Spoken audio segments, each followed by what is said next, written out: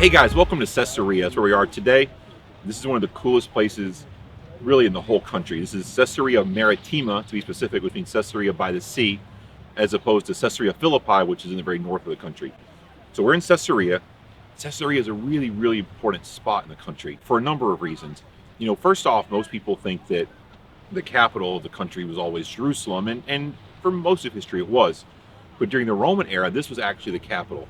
The reason is because the Romans were a seafaring people, and they came from across the ocean. They wanted a port, and so they made a port here, and this was their base of operations. That's why Paul was in prison here. But let's talk for a second about how the city even got here. Because in the ancient times, to have a city, you had to have water and food and a road. All ancient cities have those three things: water, food, and a road. And here, there's really none of that. There's lots of salt water, but no fresh water, very, very little. It's very difficult to farm here because it's the sea. And even roads, there is the Via Maris, the north-south sort of trade route coming through here. So they had that maybe. But this was not a natural place to build a city. It was a place that you could build a city because of Roman technological advancements. So what happened is the Romans invented two things that were really important. They invented aqueducts and hydraulic concrete, or concrete that hardens underwater. So Herod came along, and Herod wanted to figure out a way to get some favor with the Romans. So Herod's thought, I'll build them a port. And so what Herod did is he went right behind me. You can see a big pier sticking out into the sea. That's one of the two piers that Herod built here. And he built two, and he sort of closed them on the ends and created an artificial harbor. And this became the main harbor for the Roman Empire in this part of the world. Then they went all the way to Mount Carmel, several miles away, and they built an aqueduct from there over to here to bring fresh water. And so then the city became possible, and it grew to great size. It was a very large city. And Paul, when he was arrested in Jerusalem, was brought here and held in prison just down the way for years, actually. And then eventually, of course, he makes his declaration that he wants to go to Rome. And actually, it happened right behind me. What you see right directly behind me is the palace, what's left of it, the palace that Herod built. And so Herod's palace eventually became the governor's mansion here in the area. And so then Paul would have been taken from here back to a cell, maybe down the beach a little bit, then out over to the port and sailed for Rome, all from here. So that's pretty cool. The other big Bible story here is the story of Cornelius. So the very, very first Gentile believer in Jesus was here in this place.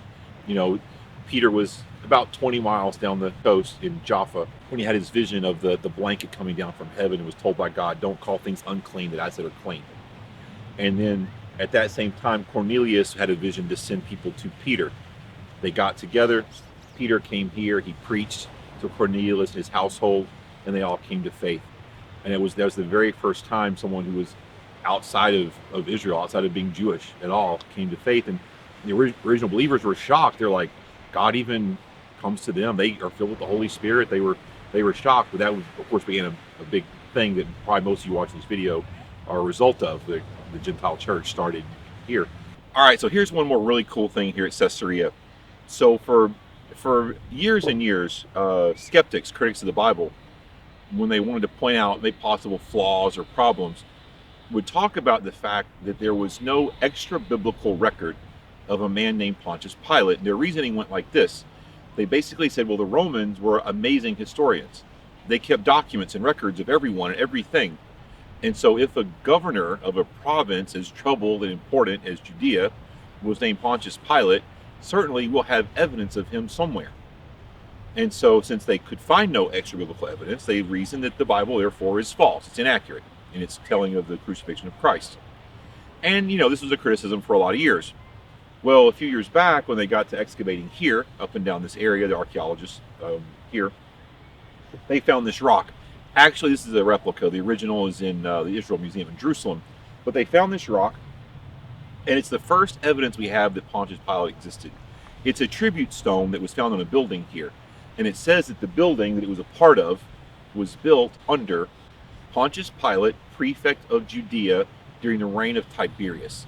So that totally pinpoints it.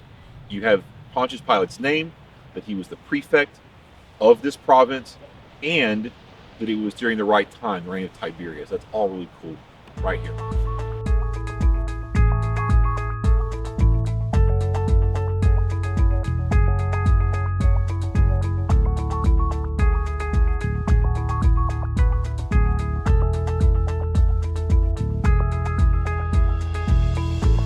This video is brought to you by Jerusalem School Bethlehem Media Team. Here at JSB, we provide a Christ-centered education to the community of Bethlehem. If you'd like to know about us more, please follow our social media or visit our website. Stay tuned for our next episode of This is the Holy Land.